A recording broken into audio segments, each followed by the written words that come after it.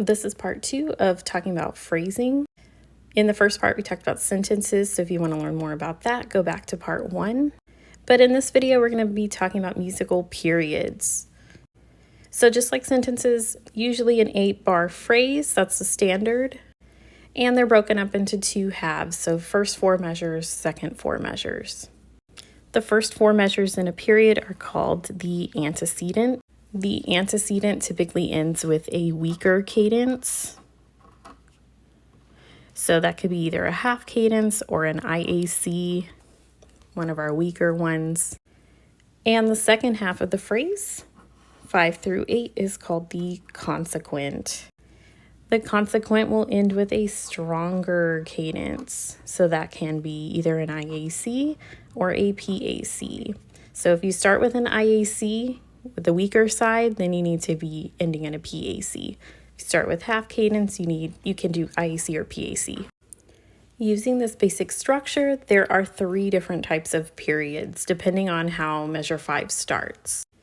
So measures 1 and 2 comes back exactly in measures 5 and 6. That is going to be a parallel period. They're parallel because they're doing the same thing.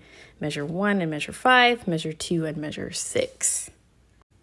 If you're dealing with a sequential period, measures 5 and 6 in the consequent come back transposed up or down a step. So you'll have probably the same rhythms, the same vibe, but it'll be transposed up or down a step.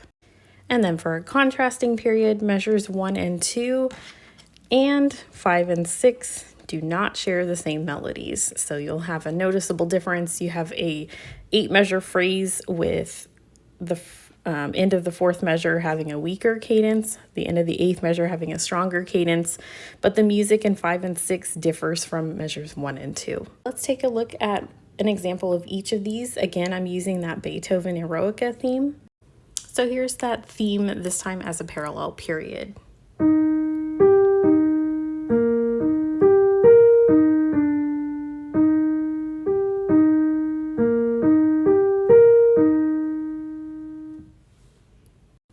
We still have that division of 4 and 4. So the first 4 measures here are the antecedent, ANTE period, antecedent with the E at the end, so we don't confuse it with anticipation, which is a non-chord tone or an embellishing tone. Based on the Roman numerals provided, we have tonic all the way straight through until we get to that D that we land on, which is part of the 5 chord. So this indicates that we are going to a half cadence, one of the weaker cadences that we mentioned earlier. Additionally, scholars such as William Kaplan also makes mention that a period also has a basic idea. So we still have that 2-bar theme. That's still the basic idea, but in a period, when we have an antecedent, we have a contrasting idea, a CI, contrasting idea. So that is typical of an antecedent. You can label it that way if you want to be super specific, but you don't have to. Really, all you need is the antecedent. So that contrasting idea would sound a little bit different than, or contrast that basic idea. And of course, our second half, we have the consequent, CONS period. The consequent sounds like this.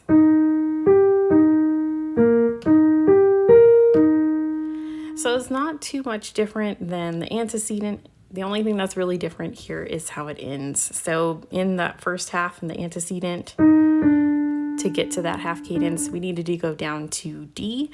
But here at the end of the consequent, we can just end on E flat. And by ending on E flat, we're getting a stronger cadence. In this case, it's a PAC because E flat is scale degree 1. And as a melody, we're anticipating it being the top voice. So that is parallel period. You can see the first measures here, 1 and 2, 5 and 6. These are exactly the same. That's what makes them parallel. The next example here, we have the exact same antecedent as before.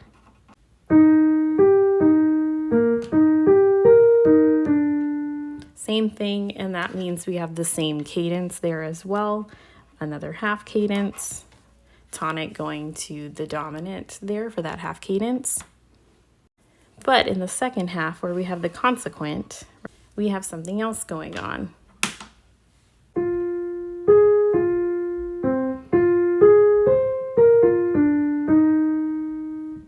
Notice here where we're starting, we start with E flat in the antecedent, and now we have the same rhythm, same contour, so meaning we're taking the same shape, but now in the consequent we start up a whole step, so up a second from the beginning of the antecedent. So now we're starting on F, and we still have a third, we're still going back down to a third, and we're still going down a fourth. So we're keeping the same intervallic structure. That is important. Keeping the same intervallic structure, same rhythms, but we're just transposing the pitch up or down a step, in this case, up a step. And then, like the ending of the parallel period, we still have a PAC because we're ending on E flat. Our last type is the contrasting. It's a little bit longer just because of the notation software I use to put it in. So it's still 8 measures. It just looks longer than the other 2. But we start with the antecedent in the first 4 measures. Again, antecedent, and then we have a half cadence at the end of the antecedent. So same beginning of the phrase.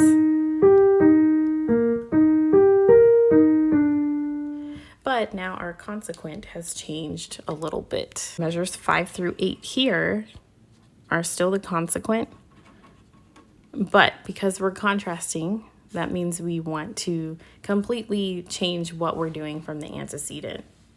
So now we have some different rhythms, and the range is different as well, range change. And then, of course, we have to start to work towards that cadence at the end of the consequent. So since we're doing something completely different, we can pretty much do whatever here and then get back to the PAC here at the end on E flat.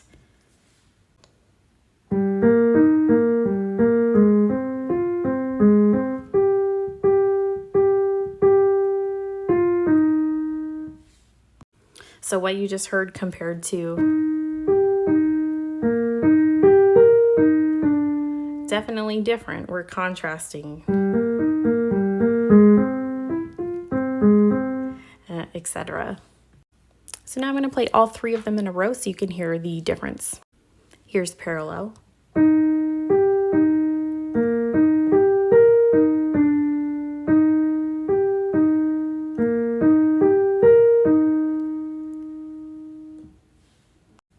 Here's sequential.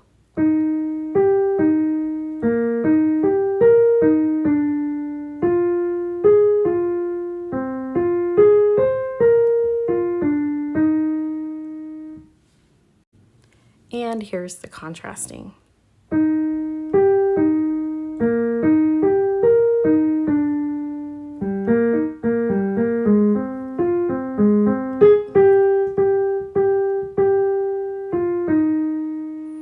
Added some extra ornamentation in there just for you. So those are the 3 different types of musical periods. We have parallel, sequential, and contrasting. Please come back to this video if you ever need a refresher. I know sometimes it's hard to remember even the names of them sometimes, so please come back and check those out. I'm going to do one more video since we did do the sentences before.